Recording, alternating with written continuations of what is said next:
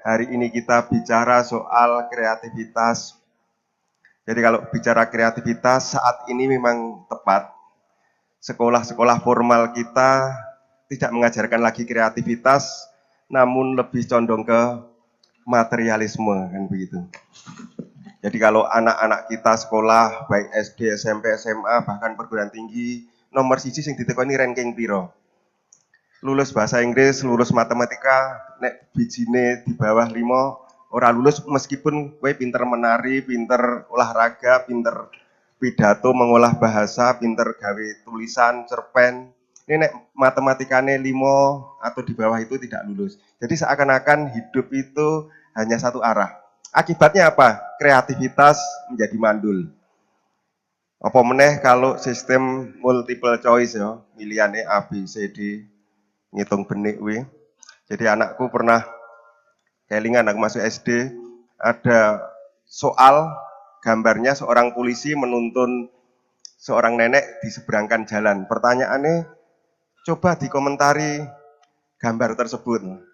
Anakku menjawab ketulusan hati, gitu ya. Salah harus gurune karena judulnya menyeberangkan gitu kan. Kuncinya gitu. Jadi artinya apa? Bahwa imajinasi anak sudah dibunuh sejak dini. Orang untuk berbeda jawaban dengan kunci-kunci yang sudah diadakan oleh pihak birokrasi pemerintah, dalam hal ini dinas pendidikan kan gitu. Jadi kreativitas sudah mati gitu. Padahal mbah-mbah kita dulu gudangnya kreativitas. Coba dari sisi istilah wae. Orang barat hanya ada istilah misalnya nggowo itu bring atau carry. Orang Jawa ya kok sik nggowone neng ndi? Nek nggowone ini iki jenenge mikul, gendong, indit, nyangking, bopong. Belum lagi bentuk-bentuk bahasa yang lain. Ini artinya apa? Bahwa dari sisi bahasa ada kreativitas. Nah, kreativitas itu bisa muncul karena imajinasi tadi ya, yang pertama itu dikembangkan. Nah, sekolah-sekolah sekarang imajinasi dimatikan, apalagi dengan munculnya HP. Nah, tadi Pak Ilyas kan bilang toh kalau mau apa nek mahasiswa saiki arep njaluk duit ibune cukup duit entek CPT BLS. Nah, itu wis cukup toh. Nek dulu saya tahun 70-an, 80-an mesti gawe surat.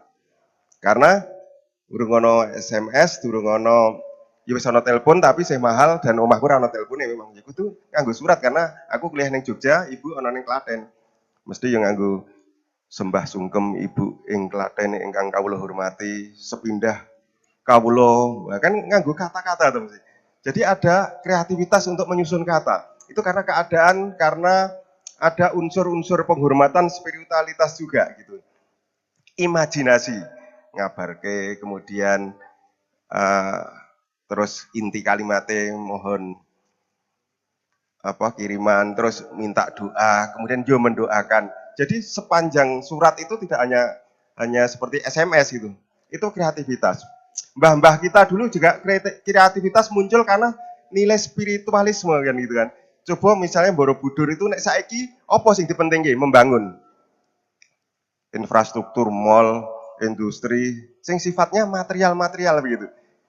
Coba saiki nek Borobudur mbiyen ki panitia pembentukannya kuwi lagi mikir panitia pembentukan wis bingung. Sopo ketuane seksi logistik, seksi dana, seksi gambar, seksi ngusungi watu, seksi ukir, menune makane opo supaya kuat selama puluhan tahun membangun, golek watu neng ndi, terus nentokke posisi agar batu-batu tadi tidak bertonton tadi tidak ambles, sampai sekarang juga nggak ambles. Piye kok iso simetris, belum ada AutoCAD, belum ada komputer. Jadi kreativitas mbah-mbah kita dulu karena didasari oleh spiritualisme, spiritualitas kan. Ada dimensi-dimensi yang tidak bisa dijelaskan hanya lewat teknologi-teknologi. Dan sekarang terbukti gitu kan. Kemudian yang kedua kemerdekaan. Kemerdekaan itu artinya ada suasana-suasana yang tidak hanya sekedar dituntut material tapi ada kepuasan batin. Jadi bahkan di negara-negara maju saiki revolusi industri itu justru digerakkan oleh orang-orang yang bukan sekolahan. Jadi bukan oleh profesor doktor, oleh orang-orang dari universitas-universitas, tapi oleh orang-orang bengkel yang merdeka, yang tidak ada tuntutan-tuntutan material gitu. Jadi misalnya penemuan mesin uap itu bukan karena dia bertujuan aku pengen menemukan mesin sing iso tak nggo golek duit nanti jadi industri ngono. Ora. Tapi ada satu tahapan-tahapan yang tidak dituntut oleh itu. Karena kalau dituntut oleh material begitu sulit menemukan kok Edison ini kabarnya nanti 1000 kali percobaan. Nek dia tuntutannya material semua lagi percobaan ketiga keempat dia wes stres.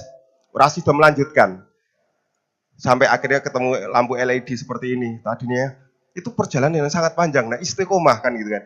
Jadi kreativitas muncul karena satu kepuasan batin, spiritualitas, kemudian ada nilai-nilai yang sifatnya tidak ke materialis.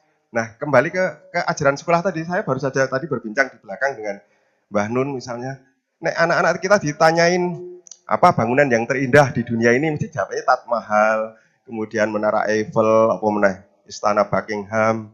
Orang pernah menyebut Ka'bah misalnya gitu. Padahal dahsyatnya Ka'bah gitu. Sedetik pun nggak ada tempat di dunia ini yang tidak dikunjungi orang. Sedetik pun tidak pernah berhenti di Ka'bah itu sejak Ibrahim sampai detik ini orang beribadah. Mana ada tempat ibadah yang tidak pernah berhenti dikunjungi umatnya kecuali Ka'bah. Gereja atau kuil mungkin ono sing leren turu. Ka'bah ki 24 jam sepanjang tahun, mungkin sampai kiamat nanti kan gitu. Tapi nggak pernah disebut bangunan terindah gitu ya. Karena nilai-nilai materialisme itu sudah ada di benak kita. Nah, inilah yang sekarang ditanamkan pada anak-anak kita, termasuk dalam pemilihan presiden. Kan mesti sing ditonjol ke presiden ki pertumbuhan ekonominya top, rumah saya padahal yo saya ngapusi. Kemudian infrastruktur, kemudian divestasi saham dan seterusnya. Jadi sing ditonjol ke itu semua. Tidak ada unsur-unsur. Nah, kreativitas akhirnya tidak muncul karena ada unsur-unsur sing ora ditonjolkan, kemudian yang menjadi dasar penggerak kreativitas itu tidak didesain pada kurikulum pendidikan kita sampai pendidikan tinggi sekalipun. Coba sekarang justru munculnya laptop, munculnya internet memangkas kreativitas. Aku nek wis meriksa tesis, meriksa disertasi, meriksa skripsi, stres. Karena apa? Justru dengan adanya kemudahan itu mereka tidak kreatif. Nek zaman aku sing mesin ketik cetok, gawe tulisan 10 buku diadep satu persatu dianalisis untuk diketik ulang dengan pikiran-pikiran saya karena harus diketik dengan tidak bisa disimpan seperti halnya di komputer. Nek saiki tinggal blok, klik, copy, wis sambung begitu. Hanya dalam waktu beberapa sehingga tulisan-tulisan itu tidak mencerminkan pikiran dari si penulis, tidak ada kreativitas yang muncul karena dia terangsang untuk segera mengejar tadi material tadi segera lulus Pak Ilyas tadi. Nah, iso sekolah ki langsung begitu melebu atau ijazah kan itu wisuda gitu. Kemudian itu gawean.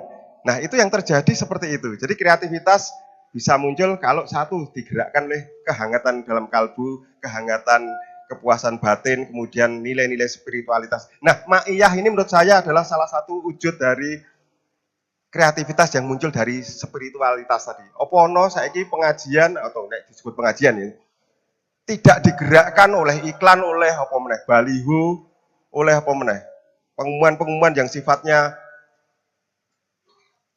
tertulis, ora ono, teko karepe dhewe saka Jakarta, saka Lampung, saka Surabaya, dan tumbuh juga tidak pernah digerakkan. Misalnya perintah dari Mbah Nun, tolong dibentuk jamaah mayah di Pekalongan, di Tegal, muncul karepe dhewe. Ini adalah bahwa nilai spiritual, kemudian inilah yang menurut saya ma'iyah ini menjadi salah satu alternatif ke depan bangsa kita yang sekarang ini sedang dalam titik nadir menurut saya begitu. Itu barangkali hanya pengantar dari saya karena nanti akan banyak sekali para pembicara. Mohon maaf atas segala kekhilafan. Assalamualaikum warahmatullahi wabarakatuh.